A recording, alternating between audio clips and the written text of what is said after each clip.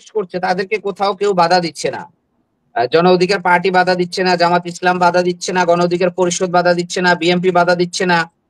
তো এখানে যে ঘটনাটা ঘটলো আমি মনে করি এটা শুধু তাদের রাজনীতির অপরিপক্কতা এবং অদূরদর্শিতার কারণেই হয়েছে। সেখানে কিন্তু প্রত্যেকটা পার্টি স্ট্রং। বাংলাদেশ জাতীয়তাবাদী দল বলেন, বাংলাদেশ জামাত ইসলামীও কিন্তু সেখানে আমি যতদূর জানি টুঙ্গিপাড়াতে খুব স্ট্রং তাদের একটা বেজ আছে, তাদের সংগঠন আছে। তো সেখানে অন্য দলগুলো কেন তাদের সহযোগিতায় এগিয়ে আসলো না?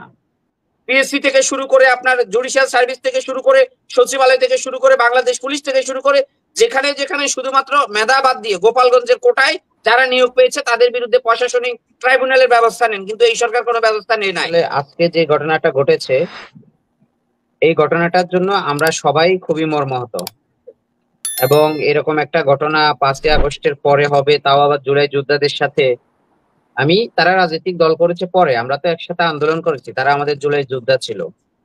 তো সেই ক্ষেত্রে ধরেন আমি মনে করি যে আমরা সবাই খুবই ব্যথিত হয়েছি যে যেই স্বৈরাচারী শক্তি, যে খুনি বাংলাদেশ থেকে পালিয়ে গেছে, আজকে আমাদের শহীদ আবু সাঈদ হত্যার 1 বছর হলো, তাকে যে হত্যা করা হলো নৃশংসভাবে।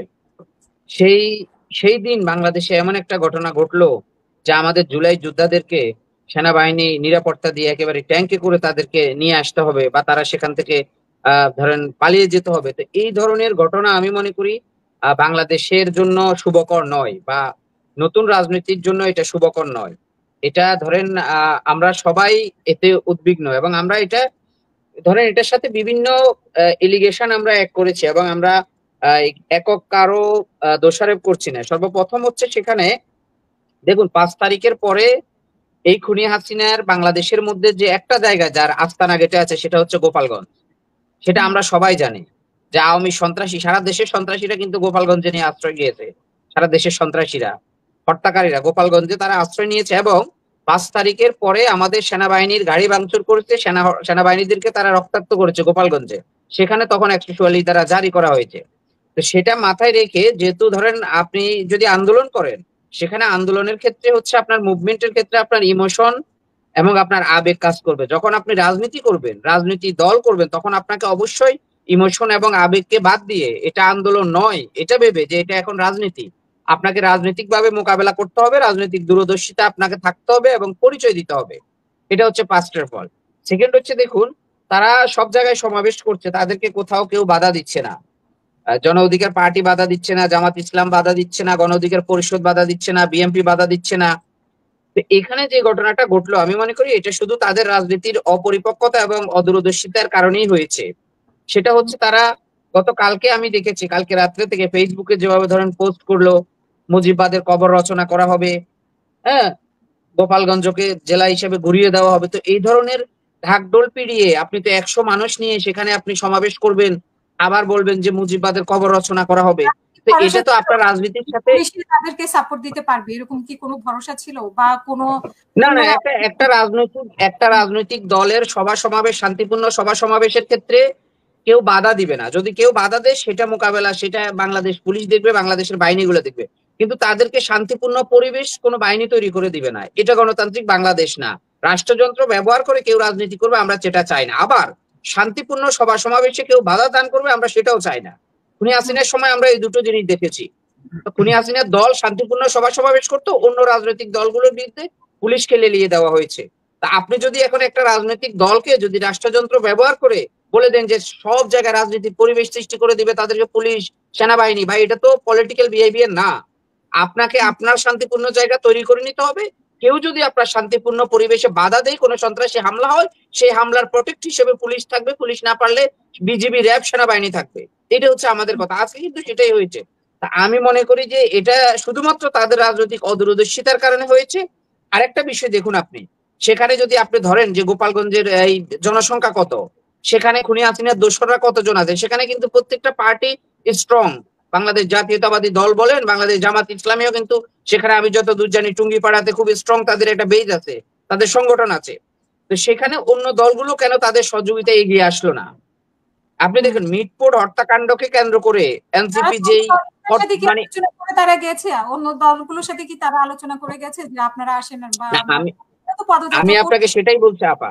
ধরেন মিটফোর্ডের এই হত্যাকাণ্ডকে নিয়ে এনসিপি যে অপরাজনীতি করেছে বা অন্যান্য সংগঠনগুলো আপনারা দেখেছেন বাংলাদেশের ইতিহাসে ঢাকা বিশ্ববিদ্যালয়ে খুনি হাসিনের সময়ও এত ধরেন এই রাজনীতি শিষ্টাচার বহির্ভূত স্পেস বা বক্তব্য বা স্লোগান কেউ দেয় নাই, আমি অন্তত শুনি নাই। কিন্তু যে অশ্রাব্য ভাষায় গালিগালাজ করা হয়েছে, স্লোগান দেওয়া হয়েছে, আমি মনে করি এতে করে ঐক্যে পাটল ধরেছে।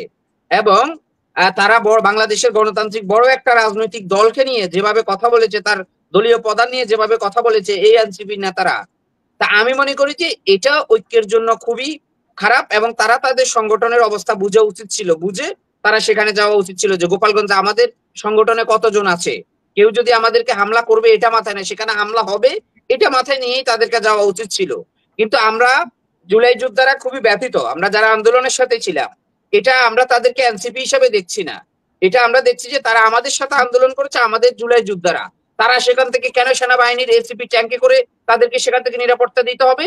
এটা আমি মনে করি যে রাষ্ট্রের জন্য একটা কলঙ্কিত অধ্যায়। স্বাধীন বাংলাদেশের পরে 1 বছর পরে গত জুলাই আমরা স্বৈরাচারকে হটিয়েছি, আরেক জুলাই আমাদের জুলাই যোদ্ধাদেরকে গাড়িতে করে নিয়ে যাওয়া হবে, তাও আবার একটা ট্যাঙ্কে করে, এসিপিতে করে। তো এটা আমি মনে করি যে সারা বাংলাদেশকে হতাশ করেছে শুধুমাত্র একটা রাজনৈতিক দলের অপরিপক্কতা এবং ধরেন আপনার এই দুর্বলতার কারণে।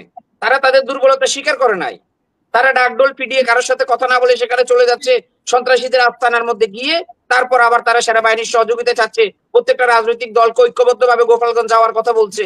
তো এটা আমি মনে করি যে তাদের ঠিক হয় নাই। আরেকটা বিষয় আপনি দেখুন, সেখানে প্রশাসন আছে, সেখানে পুলিশ সেনাবাহিনী যদি চাইতো, আমি তো মনে করি যে সেখানে 2 ঘন্টার মধ্যে পরিস্থিতি শান্ত করা যেত। আপনি বাংলাদেশের প্রত্যেকটা জায়গায়, আমরা বারবার বলেছি, এই 8 তারিখে যখন এই সরকার শপথ নিয়েছে, আমরা বলেছি সারা দেশে আইনের শাসন নিশ্চিত করেন, খুনিদেরকে বিচার করেন, এটা হচ্ছে আপনার 1 নম্বর কাজ।